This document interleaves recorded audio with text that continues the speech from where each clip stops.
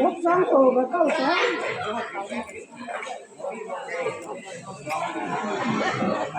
การเสียงเนี่ยทำเลยแบบต่างให้ตัว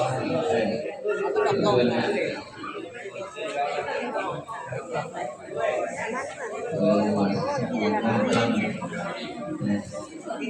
จัดการ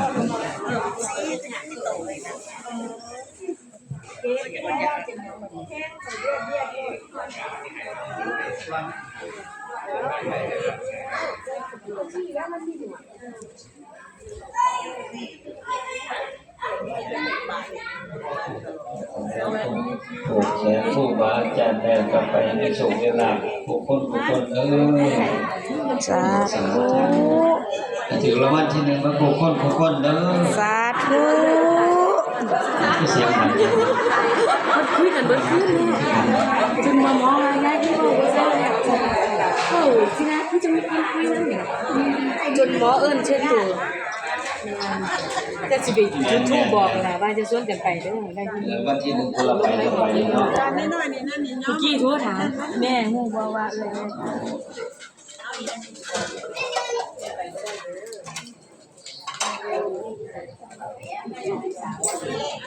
ช่วงบ่ายถือว่าพระเจ้าเป็นเขาแบบทางลงเขาเนี่ยละประเทศมันแล้วงานโบราณมาเอื้อนมาเฮือเจ้าแล้วงานคนมาซอย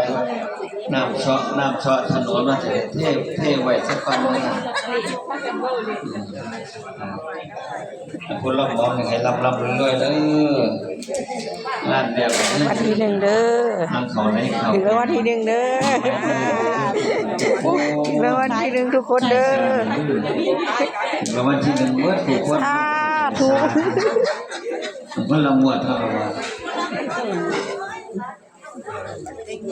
จิตตรงทั้งคนทั้งกันแต่คนท่านมันก็ว่าจ้าก็มันที่หนึ่งกันได้ม่วน โอ้ตกทางโพธิ์ทันว่าซั่นผู้ใดอยู่โพธิ์ทัน คนนั้นที่บอกให้ทั้งผู้ดวดคนทั้งมันถึงคนละ คนแล้วยิ้มอยู่แล้วว่าติ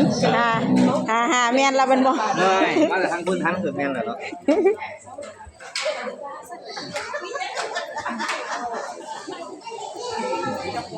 คนตุยผู้คนเขาตุยผู้คนคนละอย่างมันเป็นตัวอย่างไม่แสนก็ไม่ชมไม่ใช่นะมันหมางานของหมด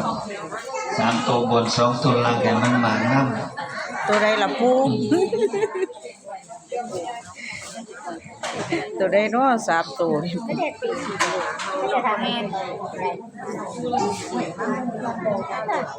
นี่ไม่ยังผูกคอต่อแขนกันเสด็จพาไปเทศ